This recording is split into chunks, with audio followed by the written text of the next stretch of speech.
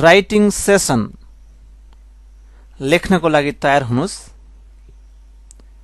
पहिलो टपिक छ अटोफिट।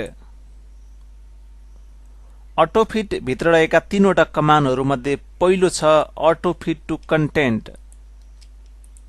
अटोफिट to content एक नम्बरमा लेख्नुस् अटोफिट टु कन्टेन्ट। एरो दिएर लेख्नुस् to resize column width. To resize column width according to text width। according to text width full stop. अर्को लाइनमा लेख्नुस् 2 नम्बरमा autofit window. Autofit window arrow दिएर लेख्नुस् to make full width. To make full width of tables column according to page margins। according to page margins full stop. अर्को लाइनमा लेख्नुस् fixed column width. Fixed column width arrow दिएर लेख्नुस् to make fixed column width। to make fixed column width full stop. अब अर्को लाइनमा लेख्नुस् 2 line छोडेर टपिक्स नै हो डिस्ट्रिब्युट रोज इभनली। डिस्ट्रिब्युट रोज EVENLY इभनली। अब यसको बारेमा थोरै लेखौं माइनस दिएर अथवा एरो दिएर लेख्नुस् equal row height. Equal row height एक लाइन छोड्नुस् अथवा अर्को लाइनमा लेख्नुस् यो पनि टपिक्सै हो डिस्ट्रिब्युट कलम इभनली। डिस्ट्रिब्युट कलम इभनली एरो दिएर लेख्नुस् इक्वल कलम विड्थ। इक्वल कलम विड्थ 2 लाइन छोडेर लेख्नुस्। अर्को लाइनमा 2 लाइन छोडेर अर्को हेडिङको रूपमा सेल अलाइनमेन्ट। सेल अलाइनमेन्ट यस भित्र रहेका फंक्सन्सहरुको नाम लेखौं। अर्को लाइनमा एउटा माइनस अथवा कुनै एउटा सिम्बल लेखेर लेख्नुस्। सिम्बल लेख्नुस् left top alignment. Left top alignment next line left middle align. Left middle align अर्को line left bottom align. Left bottom align त्यस्तै गरी अर्को centre top align. Centre top align अर्को छ centre middle align.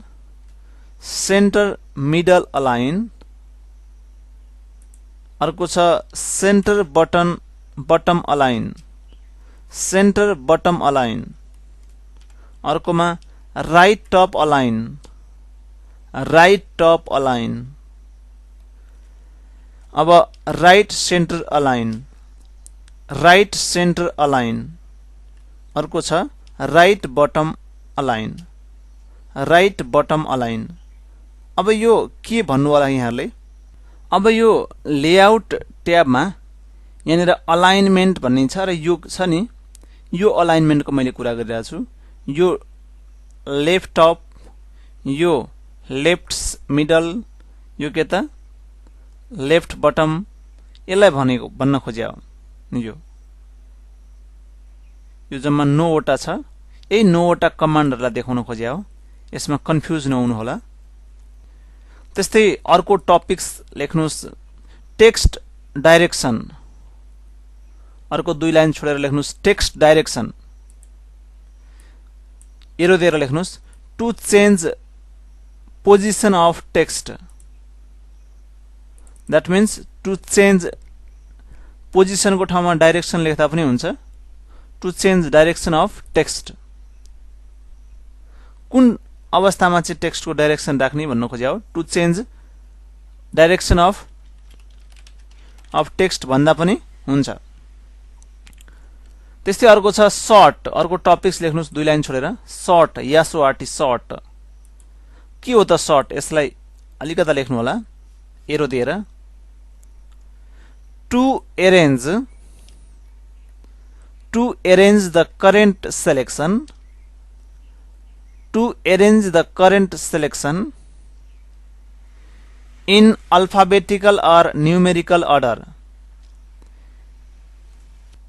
in alphabetical or numerical order full stop अर्को लाइनमा लेख्नुस् a minus z arrow दिएर लेख्नुस् ascending order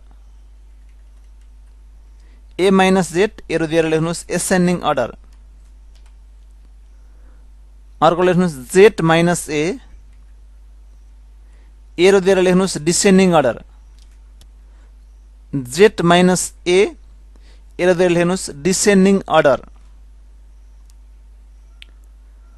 अर्को 2 लाइन छोडेर लेख्नुस् अर्को टपिक्स नै हो repeat header rose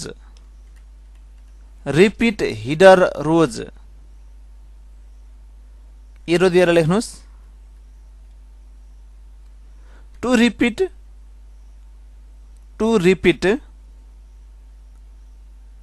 rose heading in coming next page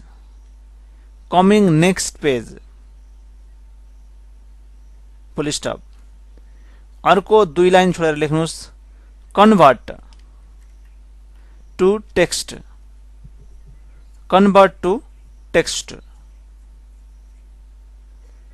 यसको एरो दिएर लेख्नुस् convert table to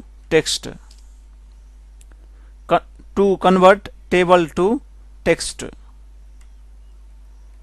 त्यस्तै अर्को लाइन छोडेर लेख्नुस् फर्मुला टपिक्स नै हो फर्मुला एरो दिएर लेख्नुस् टु क्याल्कुलेट सेल भ्यालुज अर्को लाइनमा लेख्नुस् एडिङ सेल भ्यालुज दुईटा थोप्रो दिनुस् अनि अर्को लाइनमा लेख्नुस्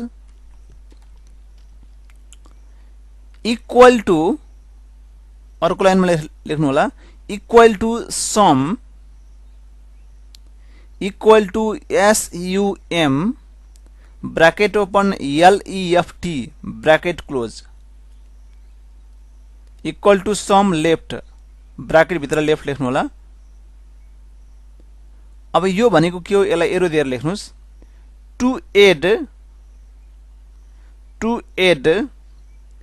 left sale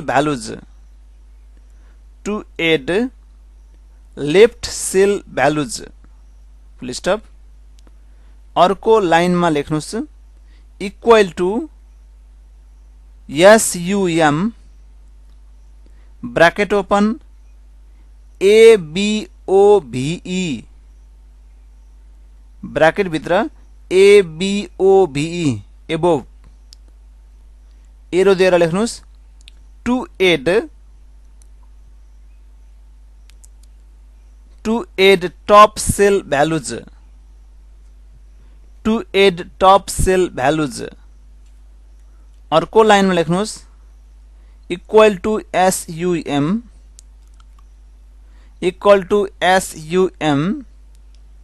bracket open BELOW arrow दिएर लेख्नुस् to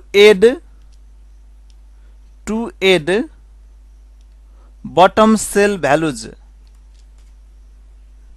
to add bottom cell values. अर्को लाइनमा लेख्नुहोस् equal to SUM bracket open RIGST bracket close arrow दिएर लेख्नुहोस् to add right cell values, to add right cell values full stop. यति नै।